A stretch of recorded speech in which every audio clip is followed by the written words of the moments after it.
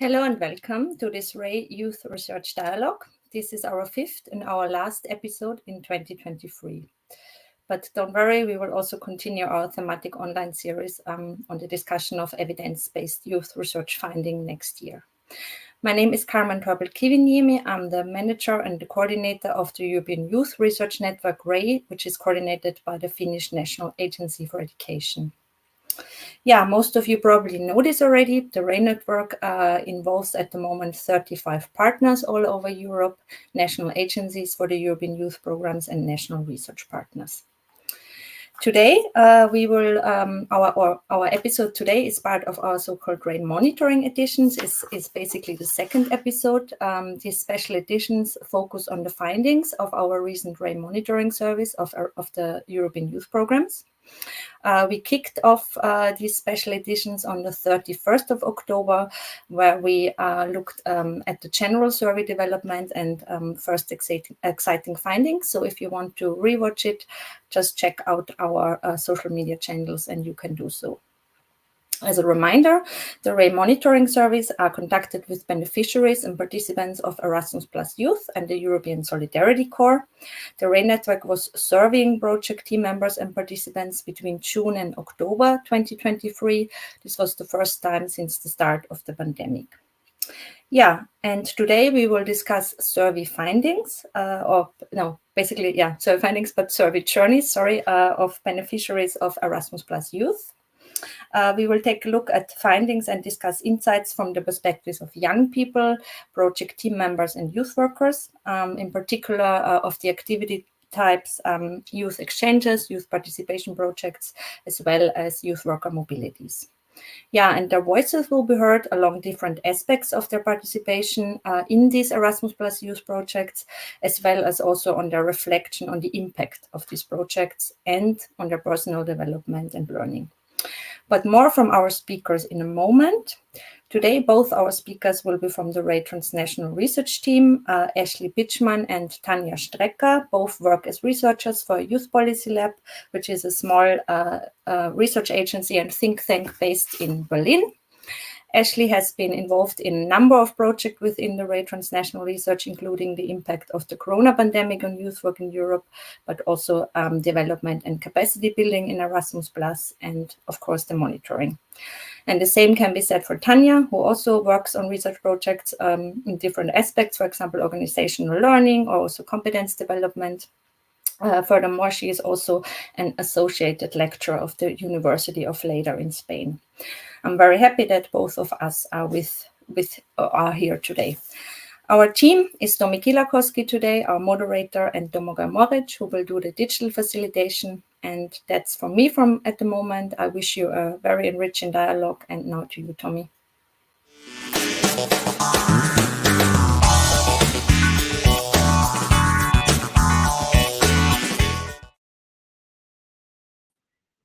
Hello, my name is Tomi Kilakoski, and I will be your moderator today. In the world of gastronomy, there is a word for a complimentary bite that the kitchen offers you before a large meal. It is called amuse-bouche, a mouth appetizer in English. The aim is to increase the appetite and to show the refined skills of the master chefs. Today, we will serve you a mouth appetizer, which hopefully will make the audience hungry for more information, and which definitely shows the commitment and skills of those involved in the RAY research community. As you heard from Carmen, this Youth Research Dialogue is the second episode within the RAY monitoring editions. The last episode took a general look at the survey design and the development of array monitoring surveys, as well as discussed first findings from a transnational point of view.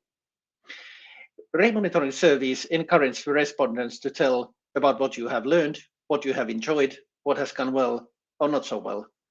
These surveys serve as a valuable resource for evidence-informed decision-making within Europe. The array multilingual online surveys aim at analyzing the impact of the European youth programs, such as Erasmus Youth or European Solidarity Corps, and their effects on the individual, organizational, community, and European levels. Today, we have the privilege to hear about some of the new findings. Project participants and project team members who were part or implementing the project were invited to reflect on the effects of the projects and activities and their own learning pathways and competence development. Today, we will focus on the survey journeys of beneficiaries of Erasmus Youth Program. And more specifically, we will discuss insights from the perspectives of young people, youth workers, and project team members. Our mouth appetizer today consists of two main ingredients. Ashley will give us a short introduction and an overview of the beneficiaries of Erasmus Youth who took part in the array surveys. Following that, Tanja will focus on responses and survey journeys of youth workers. The aim of this episode is to give you an idea on what can be found in the array monitoring data and how the current data sets can be used.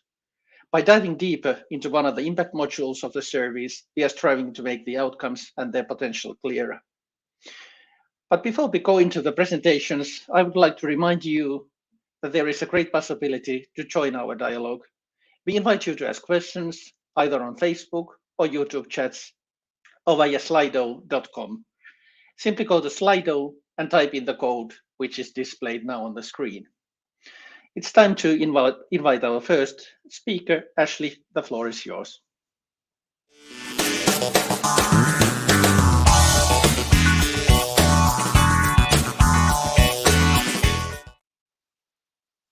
Hello, everyone. I'm excited to share with you some of our great data today. And we'll keep things simple, as we said, just for a little taste, as it was teased at, what you can find in our data and what you can do through our data through a short look at the survey journeys of the Erasmus Youth beneficiaries. Next slide, please. So first, we have to provide a little bit of context to suggest to what extent of the data that we offer. In this last wave, we've had over 30,000 responses, of which 25,000 were from the Erasmus Youth programs, and over 4,900 were from the Solidarity Corps. We were able to push past our 2019 and 2020 responses, so that's a good sign of things. Next slide, please. So we have to ask ourselves, who are these beneficiaries and what actions do the questionnaires cover? As mentioned in the previous youth research dialogues, we now have 3 questionnaires. Our previous questionnaire that was just project participants has now been divided between youth participants, covering activities of mobility of young people and youth participation activities. And the second participant is now Youth Worker Mobilities, which covers the activities of mobility of youth workers, small-scale partnerships in youth, cooperation partnerships in youth, and training and cooperation activities. And our final questionnaire, which was previously our project leaders questionnaire, is now our project teams questionnaire and traverses all the project types. Next slide, please. So one of the great things is our survey allows us to make insights across beneficiaries. We have new survey questions, which lead us into insights into, for example, the Youth Pass, which we have a new Youth Pass module. And we can use this to look at how the Youth Pass is utilized and viewed across different beneficiaries. We see here from the project team's perspective that respondents view a rather high integration of the Youth Pass in their project, with over 40% indicating a very well integration.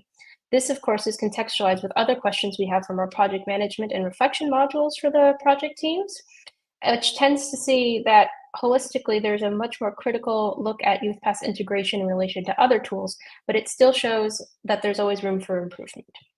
Next slide, please.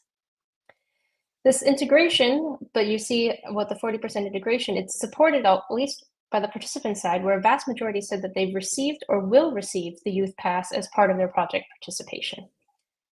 And next slide. The question is, of course, from the participant's perspective, what insights can we draw on the usefulness of the Youth Pass? According to this data here, we see that the use of the Youth Pass is not readily used for application purposes, but that isn't necessarily a complete picture of how useful the Youth Pass can be for our participants. We see that there could be something in the data related to profile participants, and we'll gain more insights into that the further into the data we go, because as many of us will see and know, the data tends to be a little bit shaped like an onion. There's this one major layer, and then as you go deeper, you get more information. But we do see now a difference between the different types of participants, where youth worker mobilities tend to indicate that they use the Youth Pass for application processes a little bit higher than the youth participants. So that makes sense given the nature of the activities. But in the next slide, we see that many participants, youth participants, as well as youth workers with mobilities, found it useful in their reflection and learning process, suggesting that the integration of the youth process that the project teams mentioned is mostly serving as a valuable tool for reflecting on learning outcomes for participants. And we already see from this data presented that the Youth Pass is serving as a valuable reflection tool, but there's always room for improvement. Next slide, please. So we have here another benefit of our surveys is the ability to compare data longitudinally. Now, there are some tricky aspects to comparing our data across the survey rounds, especially in light of the new redesign and modularization, but there's still a lot of insights that we can get. For example, the question I got to know about the project, as you can see here from the 3 survey waves, had many different answer types, but the majority of participants indicated that they learned about the project and importance of order from a youth organization or association, then friends and acquaintances, and then other types of organization, highlighting a trend over these particular survey waves of a lot of peer-to-peer recruitment and organizational recruitment. But on the next slide, we see in our new data that we've streamlined the question with our answer options, and the trend of through organizations and through friends is still of importance. But now our data shows a rise of this new second option of social media, showing that as our environments are changing, we have to change also our survey questionnaires so that we can capture the right information.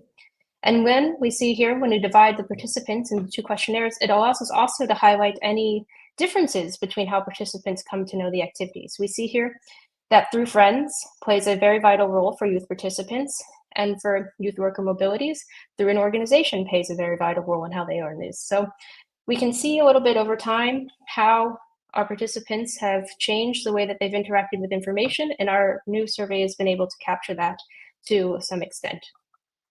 And now I'll pass it over to Tanja so we can take a look at the impact module for youth worker mobilities. Thank you.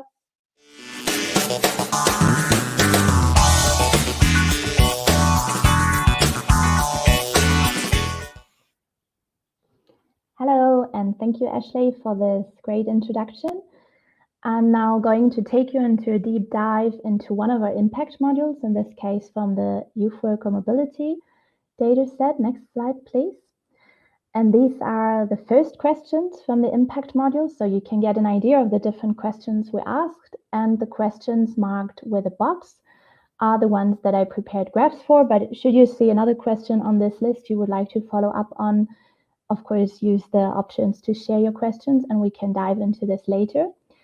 And next slide, this is the second set of questions, also again with the boxes. And let me also mention that we are looking into the Youth Worker Mobility data set in particular, because we only had one impact module in this data set, so no data imputation was necessary, and we were not yet able to prepare the same for the other data sets.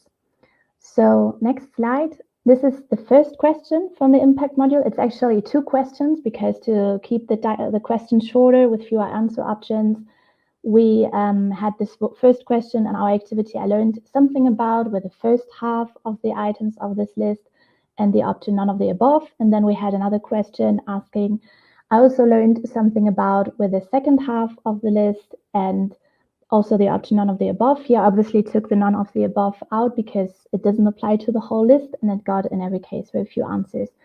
And I think what we can see here very well is that all items got quite many answers, but we also see where the potential of improvement is biggest, which I would say is at learner-centeredness and youth policy. Then next slide, please. Thanks. This is one of the statement questions we have in our impact modules, which is in this case about competence development, so also linking to our RAY research project about competence development, RAY-Comp. And here we see nicely that almost 90% of participants in Youth Worker Mobilities agreed or strongly agreed that they are now more aware which competence they would like to develop further. And of course, RAY-Comp will then give us further insights in the future, how this competence development could work, how it is working, what further support could be necessary. On the next slide, thank you, we are looking at this more behavioral level already, the impact on my youth work. Again, more than 80% agree or strongly agree. And here I think it's also interesting to compare it directly to the next slide. Thank you, which is actually the same statement, but in this case for the impact on network organization. Here, of course, we had to add the option not applicable because not all participants identify with a network organization. But we still see that we get quite many people agreeing or strongly agreeing, but the option neither agree nor disagree goes up quite a lot. And this shows, I think, that there is quite some potential for improvement here. And again, we have the link to our research project about organizational learning and development, RAY-Learn, where we'll also soon see much more what this actually means. What is this impact and what aspects foster or hamper which kind of impact on organizational level. And this leads to the final slide. My time is up already, so thank you very much. Looking forward to your questions.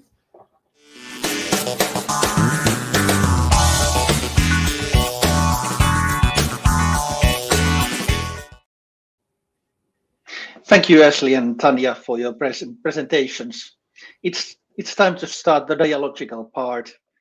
Before we start, though, I would like to remind the audience that you have the possibility of asking questions either using Facebook, YouTube, or slido.com.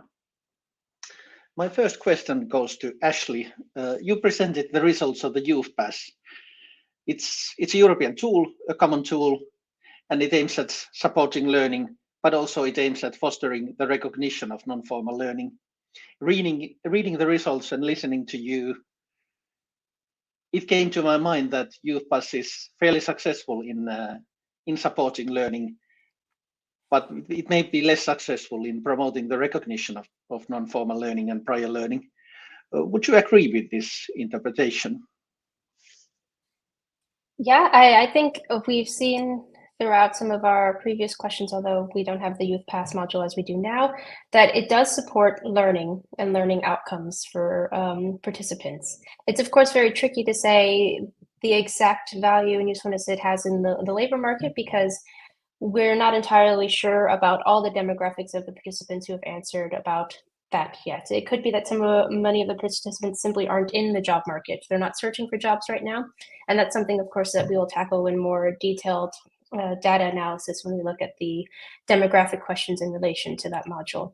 But I can say for right now that with the recognition of non-formal education always being somewhat of a tricky issue, we can also see this in effect with the Youth Pass. And having this data really helps us to monitor the progress and how that recognition has evolved over time. So thank you for the question. Yeah, I'm sure that is something that will interest the European audience and the European decision makings.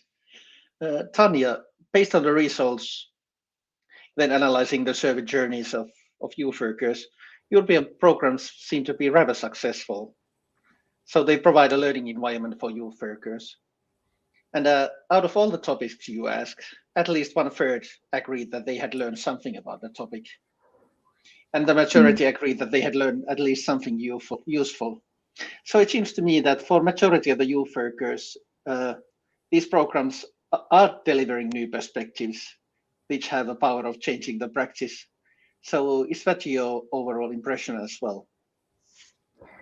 Yeah, I think I would agree to this. From other RAY research, we also see that, of course, it makes a difference how experienced the youth worker is and how often they already participated. So sometimes learning less simply means that they already knew a lot. So it's a really good result that so many items get selected. But I think it also serves to see the potential for improvement, as I said in the presentation, for this youth policy and learner-centeredness, that there could be some improvement to be seen there. And I also like that you speak about this, how did you call it? The individual's journey, right? You said something like this, because that's also mirroring a bit this organizational level that is still a bit more behind in this case. So on the individual level of the youth workers, I think it really shows that it's doing a great job. And on this organizational level, it's not doing too bad, but it could be better. Right. I would like to, since you mentioned the organizational level, I would like you to elaborate on that. And this question goes to both of you. So it seems that, it's still successful in making an impact in an organizational level, but compared to individual level, there's some work to be done. So what are your ideas and opinions on the role of organizational learning in the European programs you have studied?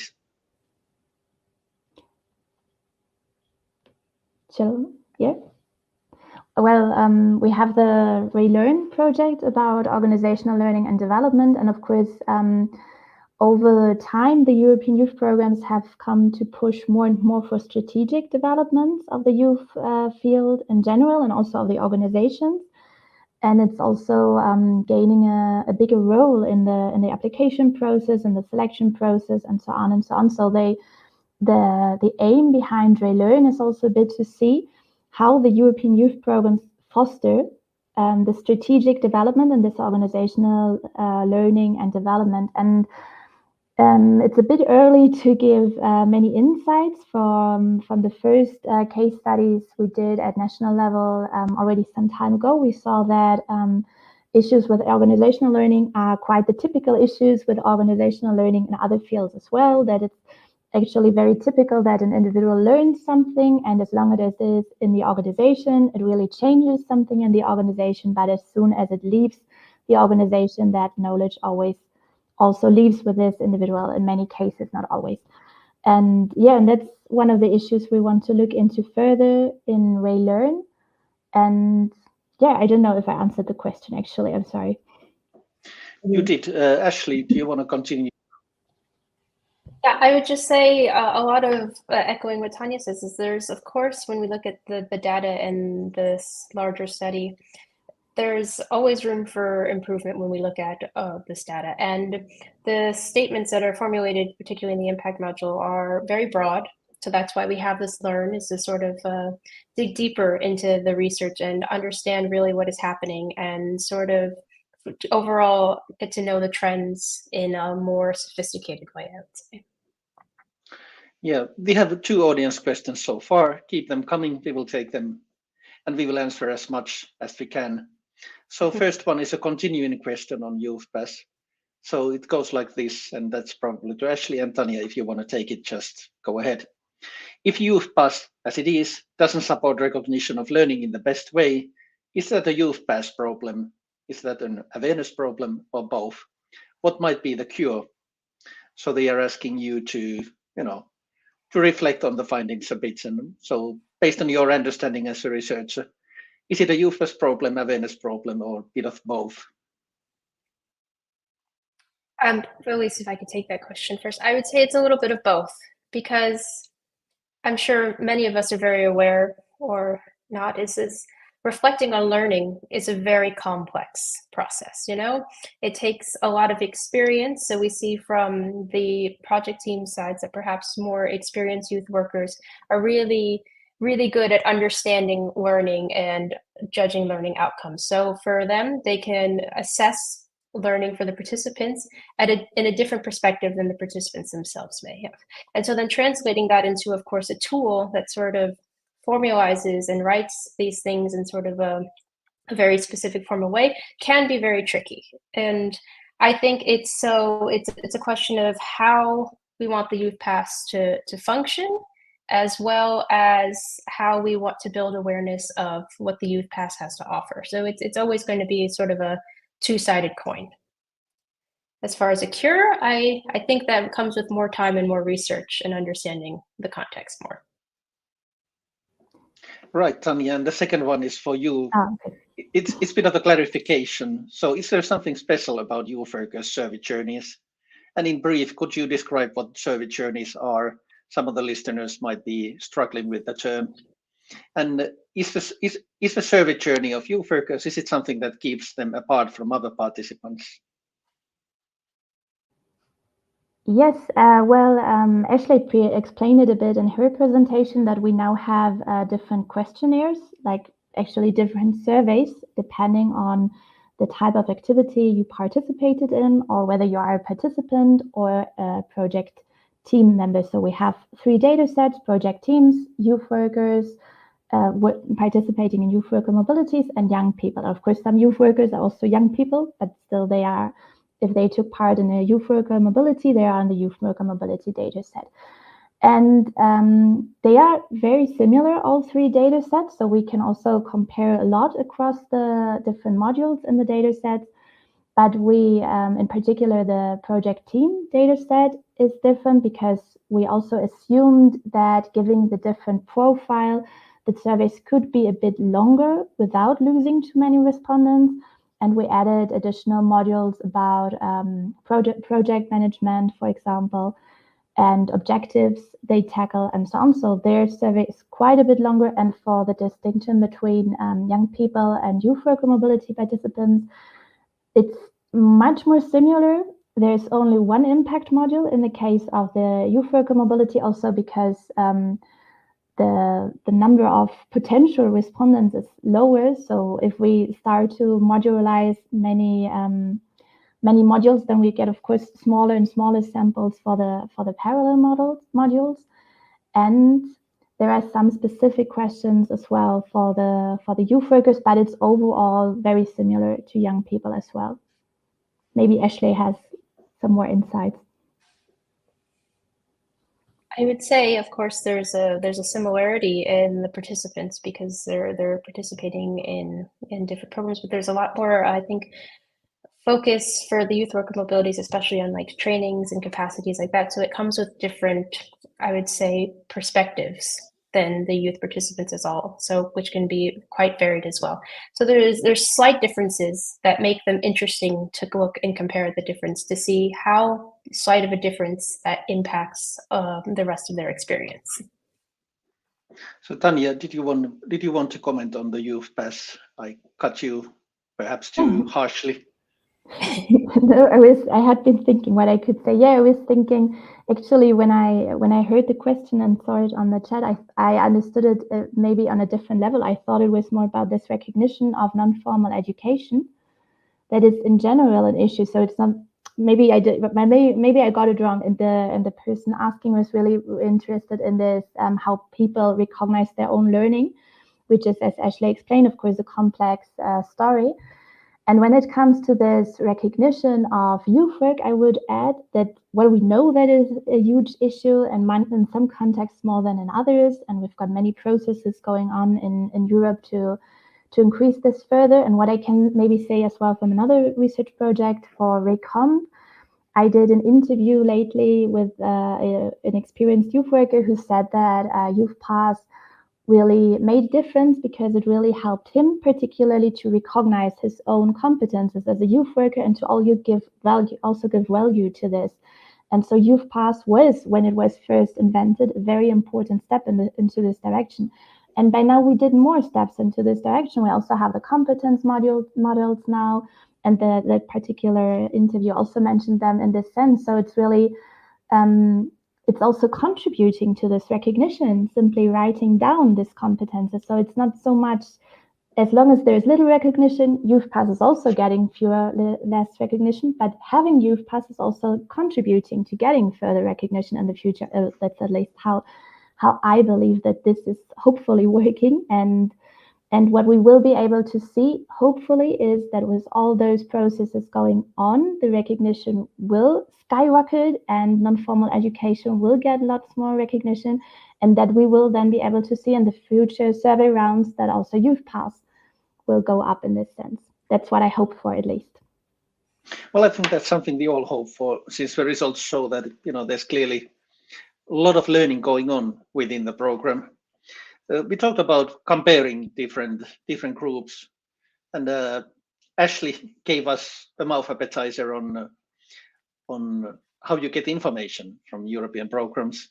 And to be honest, I was a bit surprised by seeing that the information channels had to do with your social networks, social media, and your friends, and then through associations. And there seemed to be a similar pattern between young people and youth workers, although although colleagues and associations were a bit more important for youth workers. But the role of NAs and European institutions seems to be rather marginal, and it has been that for quite a while. So, in your opinion, what messages can they draw from this? Are you happy with the situation? Should the NAs or European institutions do more?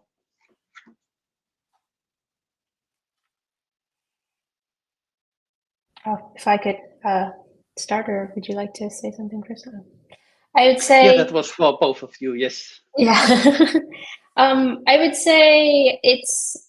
I don't suppose I see it as sort of like the idea of knowing about these programs as sort of like a one or the other. I think I see it more of like a cycle where the NAs have put in a lot of effort in European institutions into promoting programs through their own social media, or also through promotion from organizations that they have. And then that sort of trickles down, of course, into this peer promotion that you see particularly important among the young people. And so it emphasizes the promotion of programs like that promote the idea of young people networking with one another, sharing ideas of like, oh, I participated in this one project, I think you'd really like it.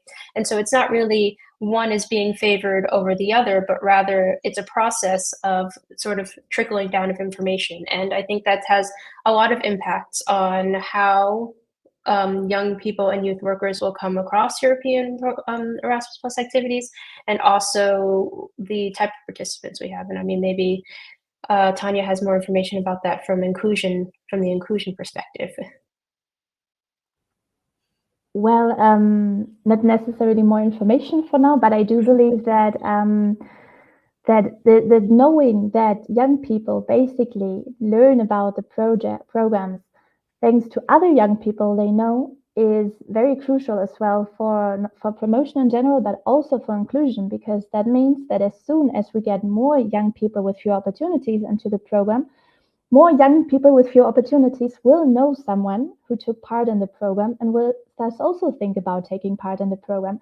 So, and we already have strategies that promote peer-to-peer promotion. We have Europeers and everything. And so one way to increase inclusion in the programs could also be not only to foster that young people with few opportunities take part in the program, but also that they then take part in this peer-to-peer promotion, reach out to their peers and encourage them to participate. And this could really help to turn the program more inclusive as well then. Wonderful, thank you. This is clearly something we as a European youth field, we need to reflect on this. In Stockholm, in Europe's local meeting, we looked at the Eurobarometer results, which showed that fairly large proportion of young people do not know about European programs. So clearly, that is a really good question, which we have to look for further. Ashley showed us that some of the questions have been reformulated, and by doing so, we are of course changing questions, and it's more difficult to compare the recent findings to the older ones. A lot of people probably in the audience want to know about our current condition, the post-pandemic condition, and how they may differ from earlier conditions. So once we have reformulated some of the questions, how well are we able to answer this question? What is new about the post-pandemic condition? And that, of course, goes to both of you. Maybe I start with this more general level of this revamping, and then Ashley, as she was working on the core project, particularly dives deeper into this. Yeah. So on a general level, I would say that yes, it's always a question: do you change a survey or do you keep it the same so you can compare with the past? But as we really hope to continue these surveys also for a very long time in the future, at some point it's no longer a question of do we change the survey, but when do we change the survey? Because there are simply things that need to grow with the time changing. And in this survey, for example, it happened that we had very long questions. We had matrix questions that are a huge challenge for mobile phone devices. You can't really answer to them because you have to move, and it's really an issue. And that, of course, affects response rates. It's really less attractive for participants. It's a less user-friendly experience for them. And in the end, if we didn't change the survey, we would have ended up with meaningless results because we would have lost many participants, and we would have lost also insights. For example, this question Ashley showed you with how people got to know about the program is a question where we had in the past an item putting together like newspaper articles, radio, television, and internet. And that might have made some sense when it was first developed, but it's no longer up to date. And so at some point it had to change, and now it did change, and I think it was necessary. It was only the question when it was to change. And we can still do some comparisons, and Ashley is the expert on comparing, in particular for the pandemic and everything. So please, Ashley, to respond.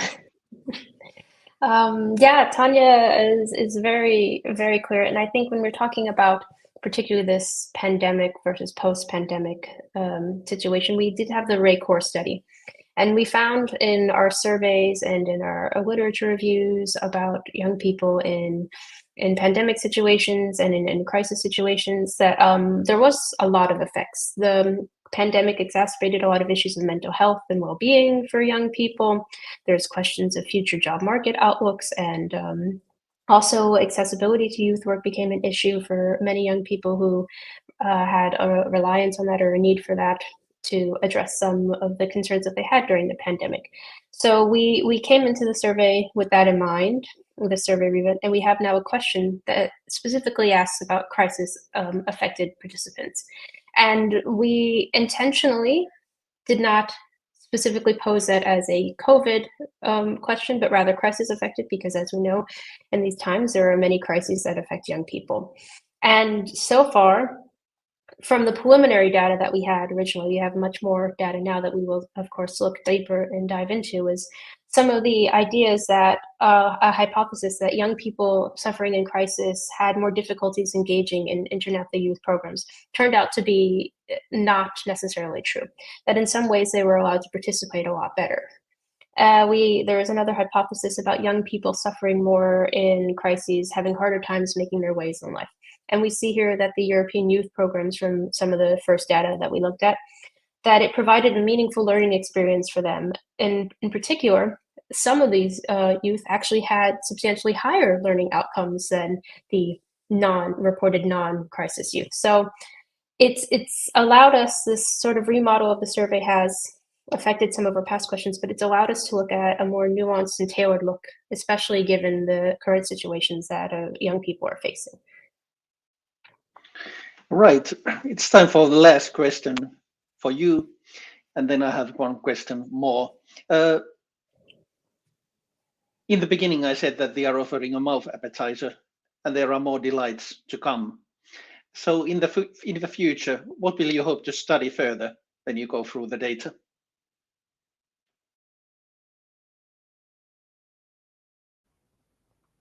Yeah, Christmas is coming close, so the wish lists can be opened. I think there are lots of things to dive into the data, and many things I'm looking forward to seeing in more detail. I'm particularly interested in this issue of youth with few opportunities. I'm really looking forward to also breaking data down and crossing questions and seeing this. And yeah, but I think there's an endless wish list out there. And so Ashley, just add your wishes. Before Ashley take that, I live in northern Finland myself, and as every civilized person knows, Father Christmas lives in Finland, not far from my home. So he will undoubtedly fulfill your request if you have been a nice person. So let's see how it goes. And off to Ashley.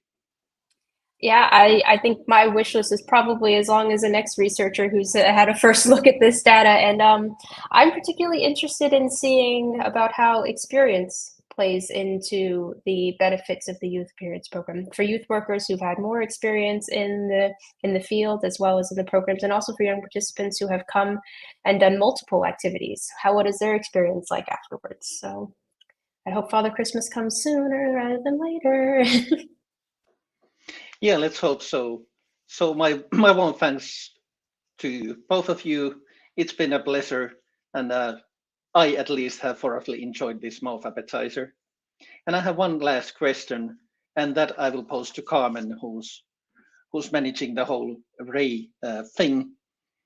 Carmen, the role of the research is to provide resources for decision making, and that of course requires interaction with the community of practice of youth work and also with the decision makers. So how is Ray planning to communicate the results further in the months to come? Thank you, Tommy. Yeah, I mean, that's a very important question and something I think we have given a lot of thought in the whole network. So not only, of course, in a transnational and coordination level, but also together with our partners. And we will have different activities and different formats to bring it also to different stakeholders. And of course, what we do on a transnational level is one thing, but then we, of course, also need the support from our Ray partners who will do communication activities on the national level.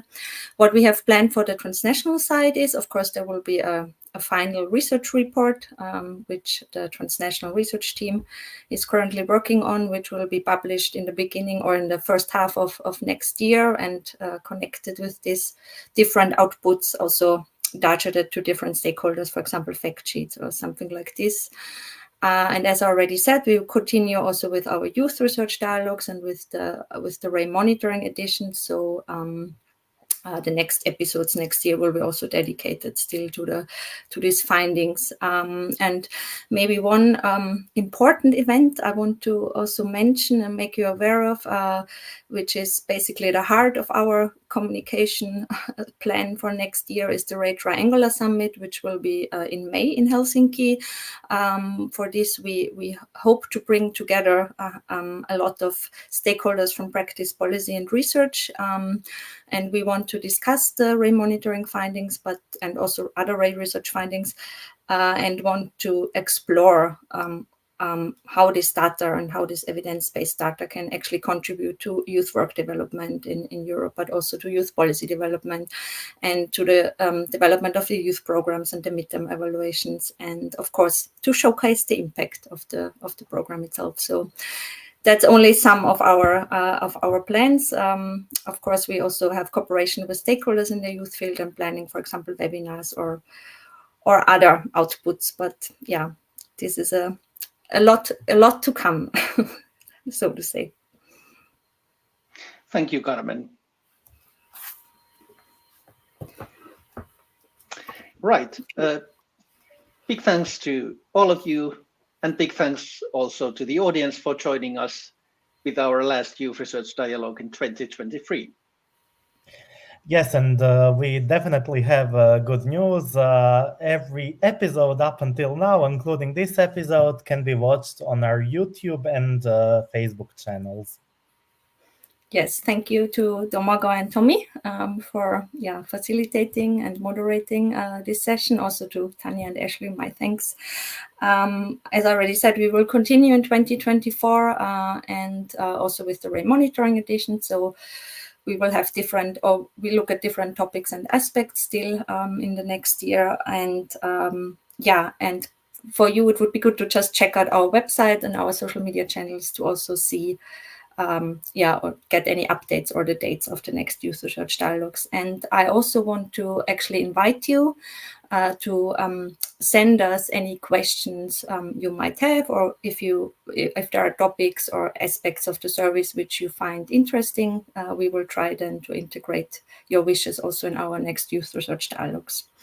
Yeah, I think that's all from me. Thank you to all of you, and to the audience. Happy to see you soon again. Take care and goodbye.